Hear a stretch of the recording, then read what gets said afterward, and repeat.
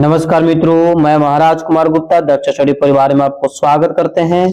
यदि आप music teacher बनना चाहते हैं या म्यूजिक से किसी भी प्रकार की तैयारी बच्चों कर रहे हैं तो यह वीडियो आपके लिए अति हेल्पफुल होने वाला है। जो भी बच्चे बिहार स्टेट का फॉर्म भर चुके हैं म्यूजिक से वो हमारे साथ जरूर जुड़े। DSSB तथा EMRS या किसी भी प्रकार के म्यूजिक से जब तैयारी करना चाहते हैं, किसी भी स्टेट का हो चाहे सेंट्रल लेवल का हो, आप हमारे साथ जुड़े। प्रतिदिन सुबह 8 बजे म्यूजिक के क्लास लिए जाते हैं मित्रों, आप जरूर हमारे साथ क्लास को ज्वाइन करें। बहुत ही डिटेल्स में आपको बताया जाएगा। आज का प्रथम प्रश्न मित्रों, राग भूपाली का सम प्राकृतिक राग है। राग भूपाली का सम प्राकृतिक राग है तो इसका आंसर बच्चों हो जाएगा देशकर। ये पल क्या हो जाएगा? ये पल। अब हम लोग इसका डिटेल से देखेंगे कि राग भूपाली का सम प्राकृतिक राग देशकर है। यद्यपि इन दोनों में स्वर समान है किंतु चलन भेद के कारण दोनों राग भिन्न भिन्न हो जाते हैं। भूपाली राग कल्याण थाट का राग है। पूछ सकता आपसे कि भूपाली राग किस थाट का है, तो कल्याण थाट का राग है। जबकि देशकर बिलावल थाट का राग है। देशकर जो है बिलावल थाट का राग है, जबकि भूपाली जो है कल्याण थाट का राग माना जाता है। ठीक है। अगला प्रश्न मित्रों आपका कि राग भूपाली में वर्जित स्वर है। बहुत ही महत्वपूर्ण प्रश्न आपका। राग भूपाली में वर्जित स्वर है तो इसका आंसर बच्चों हो जाएगा म और नी, मतलब कैट।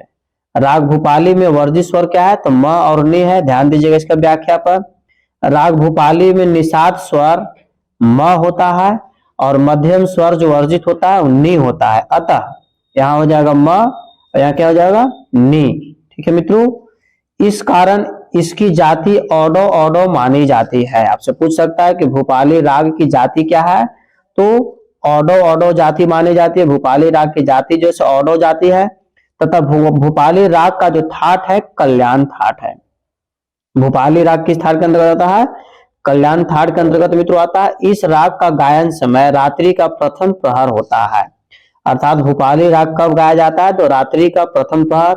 मित्रों आपको बताते चले कि संगीत में प्रहर को 8 भाग में बांटा गया है। 8 प्रकार के प्रहर हैं। ठीक है, आपको BPSC एग्जाम में पूछा जा चुका भी है। अगला प्रश्न मित्रों आपका, राग बिलावल में स्वर लगते हैं।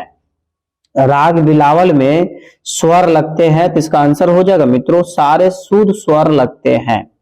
राग बिलावल में सारे शुद्ध स्वर लगते हैं। इसके डिस्क्रिप्शन पे मित्रों हम लोग ध्यान देंगे।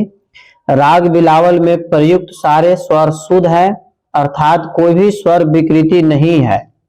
राग बिलावल बिलावल थाट का आश्रय राग है। बिलावल राग का वादी स्वर ध तथा संवादी स्वर ग माना जाता है। ध्यान दीजिएगा, राग बिलावल जो है यह प्रातः काल में गाया जाता है और यह बिलावल राग में कोमल ग ध नी रे तथा तीव्र में म का प्रयोग होता है। ठीक है। इस प्रकार नेक्स्ट प्रश्न पर मित्रों बारीकी से ध्यान दीजिए। राग असावरी का सम प्राकृतिक राग है। तो राग असावरी का सम प्राकृतिक राग जो है मित्रों आपको जौनपुरी है। बोल। ठीक है, बहुत ही महत्वपूर्ण प्रश्न आपका है कि राग असावरी का सम प्राकृतिक राग क्या है, तो जौनपुरी है। इसकी व्याख्या पर मित्रों हम लोग बारीकी से ध्यान देंगे। राग असावरी का सम प्राकृतिक राग जौनपुरी है। जौनपुरी राग असावरी थाट का राग है। जौनपुरी राग की जाति साडो संपूर्ण तथा ध वादी स्वर है और ग जो है से समवादी स्वर माना जाता है। ध्यान दीजिए मित्रों, आपसे पूछ सकता है कि राग असावरी का जो है से जाति क्या है, तो साडो संपूर्ण जाति है। ठीक है, याद आपको होना चाहिए। जौनपुरी राग को दिन के दूसरे प्रहर में गाया जाता है। ठीक है, प्रहर कितने हैं? 8 हैं। आपसे पूछ रहा है कि जौनपुरी राग को किस प्रहर में गाया जाता है, तो दिन के दूसरे प्रहर में मित्रों गाया जाता है। असावरी और जौनपुरी राग में ग ध नि स्वर कोमल लगते हैं। अगला प्रश्न मित्रों आपका, पुरिया राग किस थाट का है? बहुत ही महत्वपूर्ण आपका है। तो पुरिया राग जो है मित्रों मारवा थाट का है। किस थाट का है? मारवा थाट का है। इसकी व्याख्या पर मित्रों हमको ध्यान देंगे। पुरिया राग की उत्पत्ति मारवा थाट से मानी गई है। पुरिया राग की जाति साडो साडो मानी जाती है। आपसे पूछ सकता है कि पुरिया राग की थाट जो है, तो आपको मारवा थाट हो गया, परंतु पुरिया राग की जाति क्या है, तो साडो साडो जाति मानी जाती है। इस राग की ठीक है, मतलब पुरिया राग की वादी स्वर ग तथा संवादी स्वर नी मानी जाती है। पुरिया राग प्रातःकालीन संधि प्रकाश राग है। पुरिया राग जैसे प्रातःकालीन संधि प्रकाश राग है। पुरिया राग पूर्वी, काफी तथा खमाज राग नहीं है। ठीक है, अगला प्रश्न मित्रों आपको बहुत ही महत्वपूर्ण प्रश्न आपका है, राग मारवा का वर्जित स्वर है। तो इसका आंसर मित्रों हो जाएगा प। राग मारवा का वर्जित स्वर क्या है? प है। इसका व्याख्या पर ध्यान दीजिए। राग मारवा में पंचम स्वर वर्जित है। मारवा राग का मारवा थाट राग है। ठीक है, इसकी जाति साडव साडव होती है। मतलब पूछ सकता है कि राग मारवा की जाति क्या है, तो साडव जाति होती है। मारवा राग का वादी स्वर रे आपका है और संवादी स्वर ध है। ठीक है, मारवा राग का गायन समय दिन का अंतिम प्रहर है। बहुत ही महत्वपूर्ण प्रश्न यहाँ पर आपको दे दिया है कि राग मारवा का जैसे गाने का समय है तो दिन का अंतिम प्रहर। मारवा राग का आरोह अवरोह इस प्रकार से है, स रे ग म ध नी ध सा नी ध म ग रे स होता है। ठीक है, इस प्रकार बच्चों इसका व्याख्या था। अगला प्रश्न पर मित्रों बारीकी से ध्यान दीजिए। राग दरबारी कन्हाड़ा के आरोह में वर्जित स्वर है। ठीक है, बहुत ही महत्वपूर्ण प्रश्न आपका है और इसका आंसर आपको 100% बताएंगे। तो इसका आंसर मित्रों हो जाएगा ध, सी नंबर। इसका व्याख्या देखिए, राग दरबारी कन्हाड़ा के आरोह में वर्जित स्वर धैवत है। यद्यपि इसके आरोह में धैवत वर्जित है, परंतु तार षड्ज से उतरते समय जब धैवत का आवाहन किया जाता है उस समय धैवत के उच्चारण में निषाद का कन लगाया जाता है। यथा साध ध नी प। दरबारी कन्हाड़ा असावरी थाट का राग है। दरबारी कन्हाड़ा जो है से असावरी थाट का राग है मित्रों। इसकी जाति मतलब दरबारी कन्हाड़ा की जाति जो है संपूर्ण साडव है। दरबारी कन्हाड़ा की जाति क्या है? संपूर्ण जाति है, संपूर्ण साडव जाति है। ठीक है, इस प्रकार आपको याद रखना है। इसके वादी स्वर जो है रे है और संवादी स्वर जो है से प माना जाता है। दरबारी कन्हाड़ा राग मध्य रात्रि में गाया जाता है। आपके एग्जाम में पूछ सकता है कि दरबारी कन्हाड़ा कब गाया जाता है, तो रात्रि के मध्य रात्रि में गाया जाता है। अगला प्रश्न मित्रों आपका, चौगुन की लयकारी में एक मात्रा में कितनी मात्राओं का प्रयोग होता है? बहुत ही महत्वपूर्ण प्रश्न आपका है कि चौगुन की लयकारी में एक मात्रा में कितनी मात्राओं का प्रयोग होता है? तो बच्चों इसका आंसर हो जाएगा 4 मात्रा का डौ। ठीक है, इसकी व्याख्या पर ध्यान दीजिए। चौगुन की लयकारी में एक मात्रा में 4 मात्राओं का प्रयोग होता है। चौगुन एक लयकारी का प्रकार है। दुगुनों में 2 मात्रा और तिगुन में 3 मात्रा और कुआड़ में 5 मात्रा होती है। ये सभी लयकारी है। ठीक है, दुगुन में 2 मात्रा का प्रयोग होता है, तिगुन में 3 मात्रा का प्रयोग होता है और कुआड़ में कितनी मात्रा का प्रयोग होता है? 5 मात्रा की प्रयोग होता है। सभी के सभी क्या है? लयकारी के प्रकार है। अगला प्रश्न बच्चों आपका, किस गायकी के साथ पखावज की संगत होती है? तो इसका आंसर बच्चों हो जाएगा ध्रुपद, एप्पल। क्या हो जाएगा? ध्रुपद के साथ पखावज की संगत होती है। इसका व्याख्या पर हम लोग ध्यान देंगे। ध्रुपद गायकी के साथ पखावज वाद्य की संगत होती है। ध्रुपद एक जोरदार और गंभीर प्रकृति की गायकी है। ध्रुपद गायकी में तान नहीं होता है।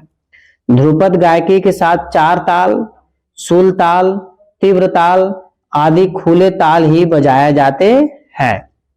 ख्याल, टप्पा तथा ठुमरी के साथ तबला वाद्य की संगत होती है तथा बंद तालों का प्रयोग होता है। बहुत ही महत्वपूर्ण इसका विश्लेषण था, आपको याद कर लेना बहुत जरूरी है। यदि आप किसी भी स्टेट लेवल का या स्टेट का या बीपीएससी का किसी भी म्यूजिक टीचर का तैयारी आप कर रहे हैं तो आप हमारे साथ जरूर जुड़े। अगला प्रश्न है कि अभोग गीत का कौन सा विभाग है? अभोग गीत का कौन सा विभाग है? तो मित्रों इसका आंसर हो जाएगा चौथा विभाग है। ठीक है, अभोग गीत का कौन सा विभाग है? तो चौथा विभाग है। मतलब एप्पल इसका आंसर क्या है? सही है। इसका व्याख्या देखिए, अभोग गीत का चौथा विभाग है। प्रबंध की पूर्ति करने वाले भाग को अभोग धातु कहते हैं। ठीक है, धातुओं की दृष्टि से भी प्रबंध चतुर्धातु, त्रिधातु और द्विधातु 3 प्रकार के थे। ध्रुव और अभोग अथवा उद्मा और अभोग का होना आवश्यक है। ठीक है मित्रों, इस प्रकार नेक्स्ट प्रश्नों पर ध्यान दीजिए।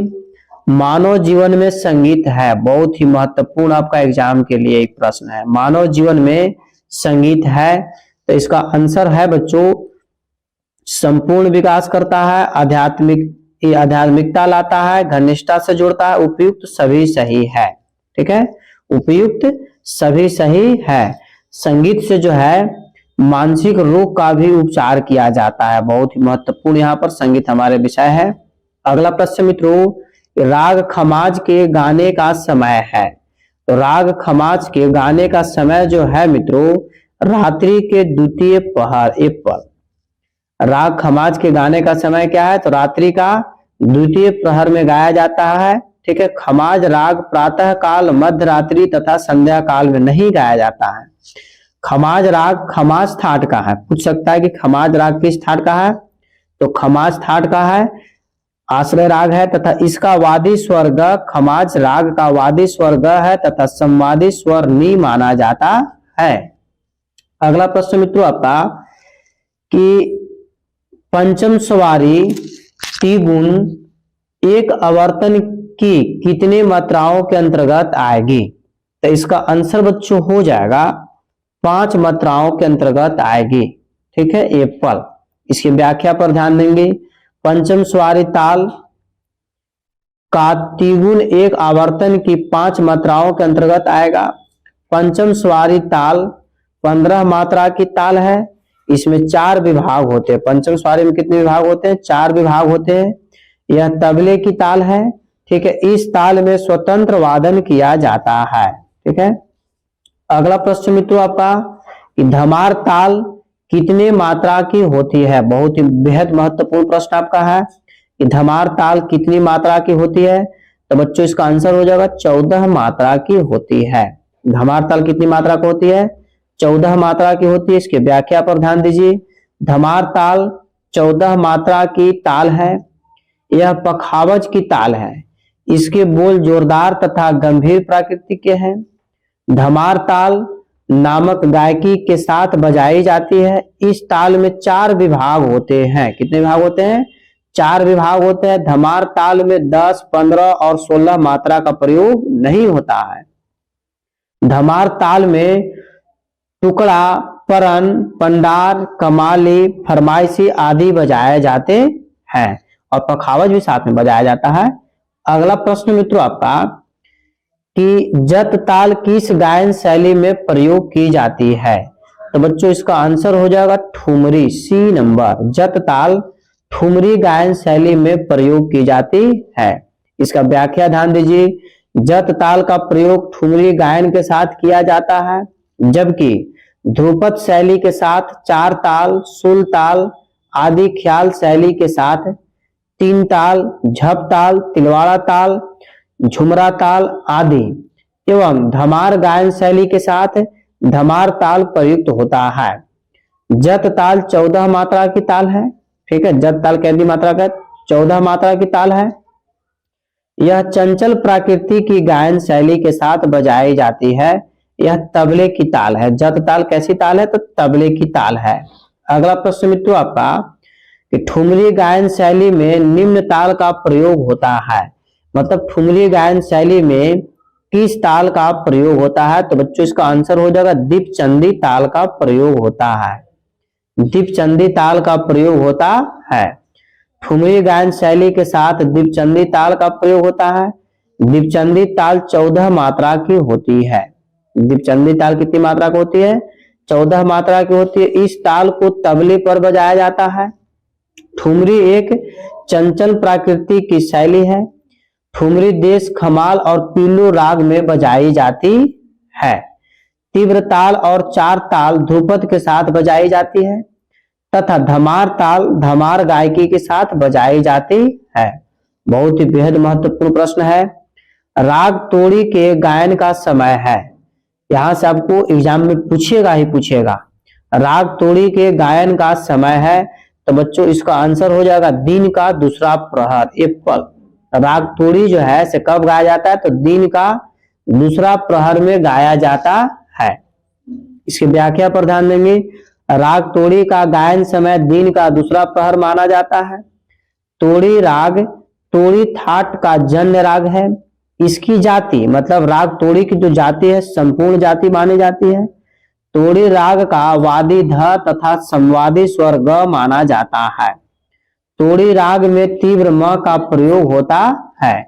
अगला प्रश्न मित्रों आपका कि मुल्तानी राग की जाति है, तो बच्चों याद रखना है कि मुल्तानी राग का जो जाति है औरो तथा संपूर्ण है, सी नंबर। मुल्तानी राग की जाति क्या है, औरो तथा संपूर्ण है। इसका व्याख्या पर मित्रों हम लोग ध्यान देंगे। मुल्तानी राग की जाति औरो संपूर्ण मानी जाती है क्योंकि इसके आरोह में रे तथा ध स्वर वर्जित है तथा आरोह में सातों स्वर का प्रयोग किया जाता है। मुल्तानी राग तोड़ी ठाट का राग है। पूछ सकता है कि मुल्तानी राग की ठाट क्या है, तो तोड़ी ठाट है। ठीक है। मुल्तानी राग को दिन के चौथे प्रहर में गाया जाता है। आपके एग्जाम में पूछ सकता है कि मुल्तानी राग को किस समय गाया जाता है, तो दिन के चौथे प्रहर में गाया जाता है। अगला प्रश्न मित्रों, राग गौंड मल्हार किस ठाट का है? बहुत ही महत्वपूर्ण प्रश्न आपका है। तो इसका बच्चों हो जाएगा, ध्यान दीजिएगा, काफी ठाट हो जाएगा। ठीक है। राग गौंड जो है से काफी ठाट का राग है। इसका व्याख्या पर ध्यान दीजिए। राग गौंड मल्हार काफी ठाट का राग माना जाता है। इसकी जाति संपूर्ण मानी जाती है। इस राग का वादी म तथा संवादी स्वर स माना जाता है तथा गौंड मल्हार राग को वर्षा ऋतु में गाया जाता है। आपसे पूछ सकता है एग्जाम में कि राग गौंड मल्हार को किस समय गाया जाता है, मतलब किस मौसम में गाया जाता है, तो वर्षा ऋतु में गाया जाता है। अगला प्रश्न मित्रों आपका, राग गौंड मल्हार का वादी संवादी स्वर है, तो बच्चों इसका आंसर आपको हो जाएगा, ध्यान दीजिएगा, तो बच्चों इसका आंसर हो जाएगा आपको म स डी नंबर। इसका व्याख्या पर ध्यान दीजिए। राग गौंड मल्हार का वादी स्वर आपको म है तथा म है और संवादी स्वर जो आपका है, संवादी स्वर जैसे सा हो जाता है। ठीक है। षडज माना जाता है। कुछ विद्वान इस राग को काफी तथा कुछ लोग इसे खमास ठाट का राग मानते हैं। मतलब विवादित प्रश्न आपका है। गौंड मल्हार राग को वर्षा ऋतु में गाया जाता है। कौन ऋतु में गाया जाता है? वर्षा ऋतु में गाया जाते हैं। इस राग का वादी स्वर, ठीक है, वादी संवादी स्वर रे ग म, रे ग प सा तथा ध ग स्वर नहीं माने जाते हैं। अगला प्रश्न मित्रों आपका, किस राग में रे ग ध कोमल और म तीव्र लगता है? तो बच्चों इसका आंसर हो जाएगा तोड़ी में, सी नंबर। क्या हो जाएगा? तोड़ी में। इसके व्याख्या पर ध्यान दीजिए। तोड़ी राग में रे ग ध स्वर कोमल तथा तीव्र में क का प्रयोग होता है। भैरव राग में रे ध कोमल, भैरव राग में रे ग ध नि स्वर कोमल तथा असावरी राग में रे ग ध कोमल लगता है और भैरवी असावरी राग में शुद्ध मध्यम का प्रयोग होता है। तोड़ी राग, ठीक है, तोड़ी राग तोड़ी थाट का आश्रय राग है। इसकी जाति संपूर्ण होती है और गायन का समय दूसरा प्रहर है। पूछ सकता आपको एग्जाम में है कि तोड़ी राग जैसे कब गाया जाता है, तो दिन के दूसरे प्रहर में। अगला प्रश्न है कि बांसुरी किस वर्ग का वाद्य है बच्चों? इसका आंसर हो जाएगा सुशीर। यदि आप वाद्य के बारे में संपूर्ण जानकारी लेना चाहते हैं तो इसका वीडियो हम आपको बना दिए हैं। इस वीडियो के डिस्क्रिप्शन बॉक्स में आपको जैसे वाद्य का संपूर्ण डिटेल्स बताया गया, आप वहां से जा करके संपूर्ण जानकारी ले सकते हैं। ध्यान दीजिए बच्चों इसकी व्याख्या पर कि बांसुरी सुशीर वर्ग का वाद्य है। फूंक या हवा द्वारा बजाए जाने वाले वाद्य सुशीर वर्ग के अंतर्गत आते हैं, जैसे शहनाई सुशीर वाद्य है, हारमोनियम सुशीर वाद्य है आदि। मजीरा घनवाद है, सितार तत्ववाद है और ढोलक अवनद्यवाद के अंतर्गत आता है। पंडित हरिप्रसाद चौरसिया क्या बजाते हैं? तो बांसुरी बजाते हैं। आपका भविष्य बनाना ही मेरा प्रथम कर्तव्य मित्रों। गायन के साथ बजाया जाता है, ठीक है, गायन के साथ बजाया जाता है, तो इसका आंसर हो जाएगा सारंगी। गायन के साथ क्या बजाया जाता है? सारंगी बजाया जाता है। इसका व्याख्या पर ध्यान दीजिए मित्रों। सारंगी वाद्य गायन के साथ बजाया जाता है। सारंगी एक तत्ववाद है। सारंगी कैसा वाद्य है? तत्ववाद है। इसे गज से बजाया जाता है। सारंगी को किससे बजाया जाता है? गज से बजाया जाता है। सितार, सरोद तथा शहनाई वाद्य गायन के साथ नहीं बजाए जाते हैं, बल्कि इसमें स्वतंत्र वादन किया जाता है। सितार में कितने तार होते हैं? तो 7 तार होते हैं। अगला प्रश्न मित्रों आपका, भारत खंडे द्वारा लिखित पुस्तक इनमें से कौन है? भारत खंडे साहब द्वारा लिखित पुस्तक इनमें से कौन है? तो बच्चों इसका आंसर हो जाएगा अभिनव राग मंजरी के लेखक है भारत खंडे साहब, ठीक है। व्याख्या पर ध्यान दीजिए। भारत खंडे द्वारा लिखित पुस्तक है अभिनव राग मंजरी, जबकि अन्य विकल्प अर्थात विदेशी मतंग साहब लिखे हैं, ठीक है। संगीत रत्नाकर के लेखक सारंग देव है और जैसे नाट्य शास्त्र के लेखक भरत साहब है, ठीक है। आपको याद होना चाहिए बच्चों। अगला प्रश्न पर ध्यान दीजिए। सारंग देव द्वारा लिखित प्रसिद्ध ग्रंथ है, बहुत ही महत्वपूर्ण प्रश्न आपका है कि सारंग देव द्वारा लिखित प्रसिद्ध ग्रंथ है। एक चीज आपको सूचना दे देते हैं, यदि संगीत के सभी संगीतज्ञ तथा उनके लेखक और कब लिखा गया है, इसका भी वीडियो बच्चों हम बना दिए हैं। इसका आपको डिस्क्रिप्शन में हम लिंक दे देंगे, वहां से जा करके उसको आप जरूर एक बार देख ले। तो इसका आंसर बच्चों हो जाएगा कि ध्यान दीजिएगा सारंग देव, क्या हो जाएगा? सॉरी, क्वेश्चन तो सारंग देव द्वारा रचित प्रसिद्ध ग्रंथ है, तो इसका हो जाएगा आंसर बच्चों संगीत रत्नाकर। क्या हो जाएगा? संगीत रत्नाकर, मतलब बी नंबर, ठीक है। बी नंबर इसका आंसर क्या है? सही है। सारंग देव द्वारा लिखित ग्रंथ संगीत रत्नाकर है। यह ग्रंथ 13वीं शताब्दी में लिखा गया था। संगीत रत्नाकर कब लिखा गया? 13वीं शताब्दी में लिखा गया था। इस ग्रंथ में 10 विधि राग वर्गीकरण तथा 7 अध्यायों का वर्णन मिलता है, अर्थात संगीत रत्नाकर को सप्त अध्याय भी कहा जाता है। अगला प्रश्न बच्चों, नाट्य शास्त्र के लेखक कौन है? बहुत ही महत्वपूर्ण प्रश्न आपका है। इसका आंसर बच्चों हो जाएगा भरत मुनि। नाट्य शास्त्र के लेखक कौन है? भरत मुनि। इसकी व्याख्या पर मित्रों ध्यान दीजिए। सारंग देव जी ने संगीत रत्नाकर ग्रंथ के लेखक हैं, ठीक है। नारद ने नारदीय शिक्षा के लेखक हैं और भरत जी नाट्य शास्त्र ग्रंथ के लिखा है, एवं भारत खंडे जी ने अभिनव राग मंजरी ग्रंथ की रचना की है, ठीक है। यदि आप संपूर्ण संगीतज्ञ किताब तथा कब लिखा गया उसकी जानकारी लेना चाहते हैं तो हम एक वीडियो बना दिए, उसका डिस्क्रिप्शन में हम लिंक बच्चों डाल दिए हैं, आप वहां से देख सकते हैं, ठीक है। संगीत रत्नाकर के अनुसार संगीत है। संगीत रत्नाकर के अनुसार संगीत है, तो गीत भी है, नृत्य भी है, वाद्य भी है, अर्थात क्या हो जाएगा? डी इसका आंसर सही है। सभी आंसर इसका सही है, ठीक है। इसके व्याख्या पर ध्यान दीजिए। संगीत रत्नाकर ग्रंथ के अनुसार संगीत की परिभाषा इस प्रकार है: संगीत वाद्य, नृत्य और, ठीक है, संगीत जैसे मुचत्ते अर्थात गायन, वादन एवं नृत्य, इन तीनों समूह के संगीत कहते हैं, ठीक है। यह ग्रंथ 13वीं शताब्दी में सारंग देव द्वारा लिखा गया था। संगीत रत्नाकर के लेखक कौन है? सारंग देव साहब। इसको लिखा कब गया था? तो 13वीं शताब्दी में लिखा गया है। अगला प्रश्न मित्रों आपका, तानसेन के गुरु कौन है? तो तानसेन के जो गुरु है बच्चों स्वामी हरिदास है, सी नंबर। तानसेन के गुरु कौन है? स्वामी हरिदास है। तानसेन को बचपना का नाम तन्ना मिश्र था, ठीक है, आपको याद होना चाहिए। तानसेन के गुरु स्वामी हरिदास जी हैं। स्वामी हरिदास जी का जन्म 1912 में हुआ था। स्वामी हरिदास जी का जन्म 1912, सॉरी गलत आंसर, ये गलत टाइप किया हुआ है। तानसेन का जो स्वामी हरिदास का जन्म 1912 में नहीं होगा, ठीक है। अलीगढ़ इसका आंसर सही है, जगह सही है। स्वामी हरिदास एक गायक थे। स्वामी हरिदास से क्या थे? गायक थे, ठीक है। अगला प्रश्न भी तो ध्यान देंगे कि विष्णु दिगंबर पलुस्कर साहब के गुरु कौन थे?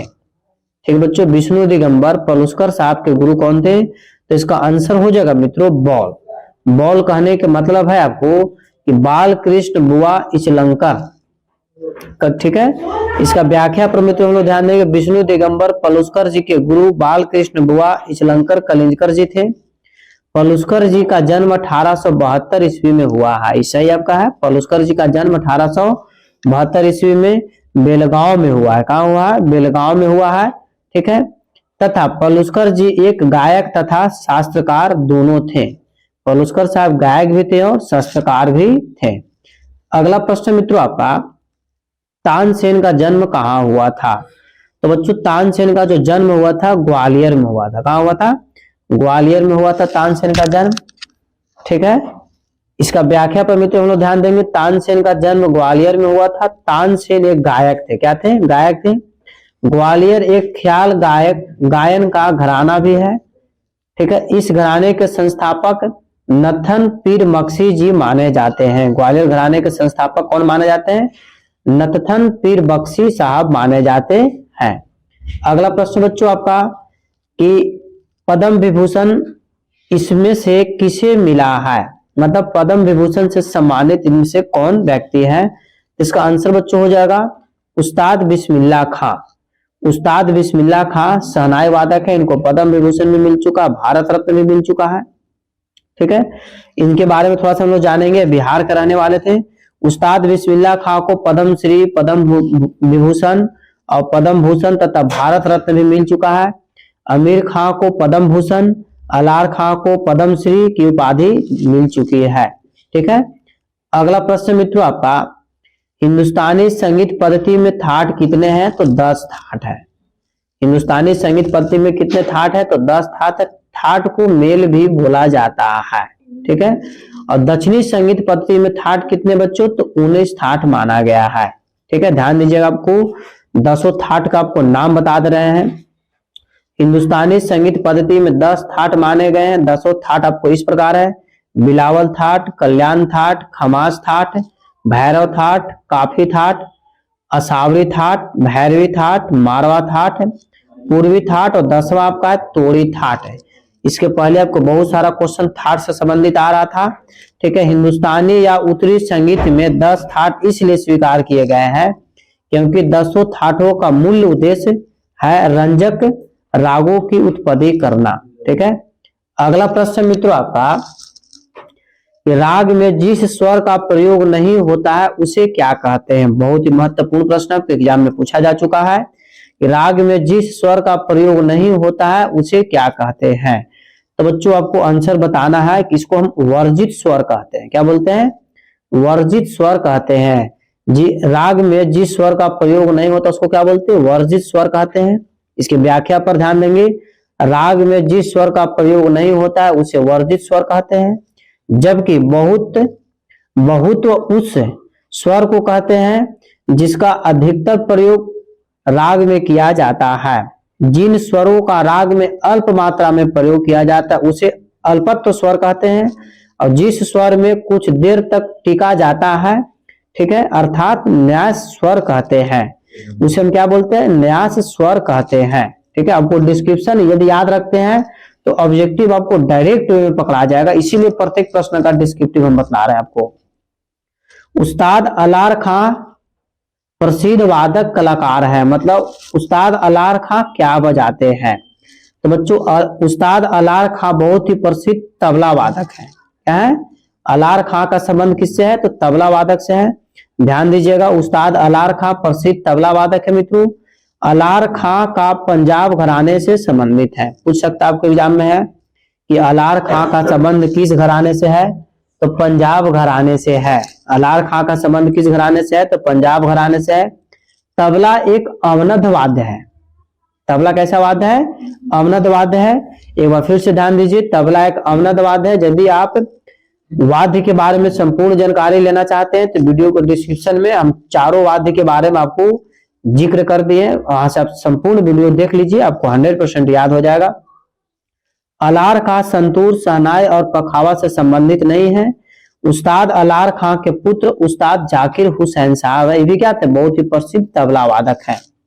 पूछ सकता है कि जाकिर हुसैन साहब के पिता कौन है, तो अलार खां है, या फिर जाकिर हुसैन साहब किसके पुत्र हैं, तो अलार खां के पुत्र हैं, या जैसे तबला वादक हैं जाकिर हुसैन साहब। अगला प्रश्न पर ध्यान देंगे, इनमें से ध्रुपद गायक है, इनमें से कौन ऐसे गायक हैं जो ध्रुपद गायक से संबंधित है, तो मित्रों इसका आंसर हो जाएगा अमीनुद्दीन डागर। अमीनुद्दीन डागर जो है ध्रुपद गायक से संबंधित है। बीपीएससी में अमीनुद्दीन डागर के बारे में पूछा भी था। अमीनुद्दीन डागर एक प्रसिद्ध ध्रुपद गायक है। ध्रुपद गायक एक गंभीर तथा जोरदार गायन शैली है। ध्रुपद गीत के साथ सुल ताल, चार ताल आदि तालें बजाई जाती है। फयाज खां, भीमसेन जोशी तथा मल्लिकार्जुन मंसर ख्याल गायक है। ठीक है, इन सभी का संबंध है ख्याल गायकी से। अगला प्रश्न मित्रों आपका सरोद वादक है, मतलब इनमें से कौन से ऐसे व्यक्ति हैं जो सरोद बजाते हैं, तो मित्रों इसका आंसर हो जाएगा अमजद अली खां सरोद वादक है। अमजद अली खां क्या बजाते हैं, सरोद बजाते हैं। ध्यान दीजिए इसका व्याख्या पर, अमजद अली खां सरोद वादक है, जबकि पंडित रविशंकर उस्ताद विलायत प्रसिद्ध सितार वादक है।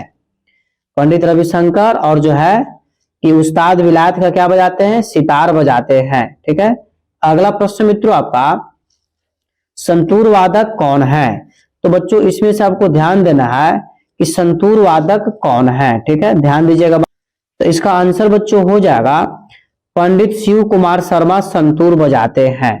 ठीक है, इसके व्याख्या पर मित्रों ध्यान देंगे, पंडित शिव कुमार शर्मा संतूर बजाते हैं, उस्ताद अली अकबर खां सरोद बजाते हैं, जबकि उस्ताद हलीम जाफर खां सितार बजाते हैं।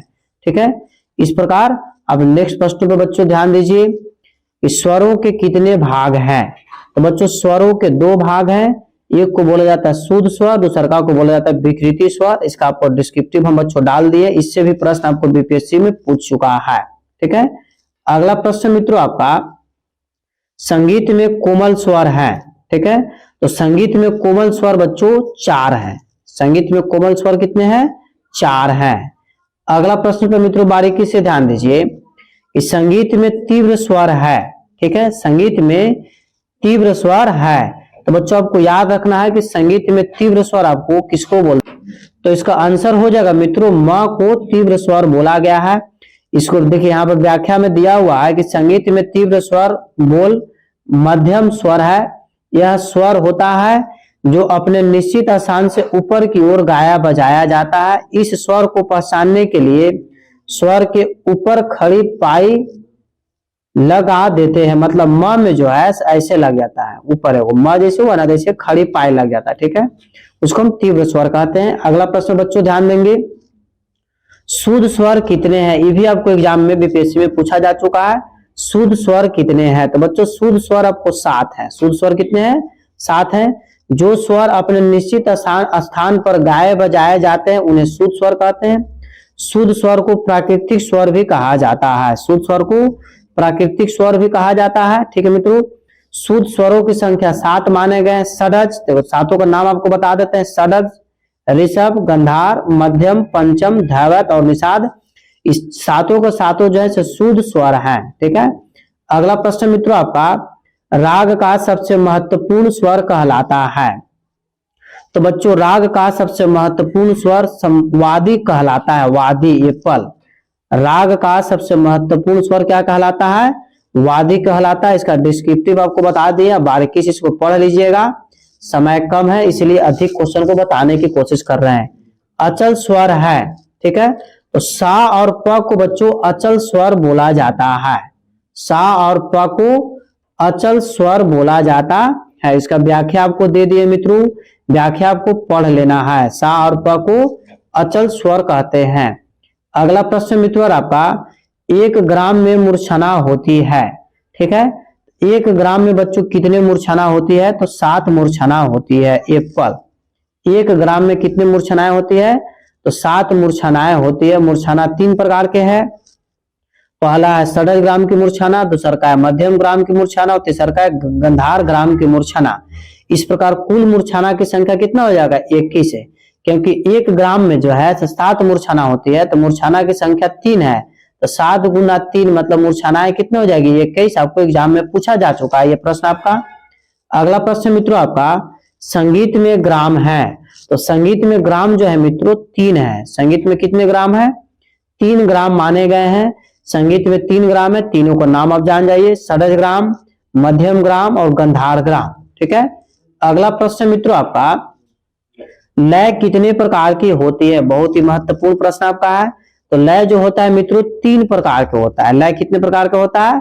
3 प्रकार का होता है। तीनों लय का आप नाम जरूर जाने। पहला है विलंबित लय, दूसरा का आपको मध्य लय, तीसरा का आपका द्रुत लय। इस प्रकार बच्चों इसका डिस्क्रिप्शन आपको बारीकी से बता दिए हैं कि लय कितने प्रकार के हैं। तो 3 प्रकार के, तीनों का आपका नाम भी बता दिए। अगला प्रश्न है, झुमरा ताल में कितनी तालियां होती है? तो बच्चों झुमरा ताल में 14 तालियां, ध्यान दीजिएगा यहाँ। तो मित्रों इसका आंसर हो जाएगा 3 हो जाएगा, मतलब बॉल। ठीक है। झुमरा ताल में कितनी तालियां होती है? तो 3 तालियां होती है। इसकी व्याख्या देखिए, झुमरा ताल 14 मात्रा की ताल है, मात्रा पूछेगा तो 14। इसमें 3 तालियां तथा 1 खाली होती है। झुमरा ताल में 4 विभाग होते हैं। झुमरा ताल को बड़ी ख्याल के साथ बजाया जाता है। अगला प्रश्न बच्चों आपका, ठीक है, सूल ताल और चर ताल किस गायकी में प्रयोग किया जाता है? तो बच्चों इसका आंसर हो जाएगा ध्रुपद में प्रयोग किया जाता है, डी। यह इसका व्याख्या है। इस व्याख्या को आप बारीकी से देख लीजिएगा मित्रों। अगला प्रश्न मित्रों आपका, कि सूल ताल में मात्राएं होती है, मतलब सूल ताल में कितनी मात्राएं होती है? तो 10 मात्रा होती है। सूल ताल में कितनी मात्रा होती है? तो 10 मात्रा होती है। सूल ताल में 10 मात्राएं होती है। यह पखावज की ताल है। सूल ताल को ध्रुपद गीत के साथ बजाया जाता है। ध्रुपद एक गंभीर प्रकृति की गायन शैली है। सूल ताल वीर रस प्रधान ताल है। इस प्रकार बच्चों आज का क्लास यहीं पर समाप्त किया गया। आप किसी भी प्रकार का म्यूजिक टीचर का तैयारी करना चाह रहे हैं या कर रहे हैं, स्टेट का हो या बिहार स्टेट का हो या बीपीएससी म्यूजिक टीचर का हो, ईएमआरएस का हो या फिर डीएसएसबी का हो, आप हमारे साथ जरूर जुड़े।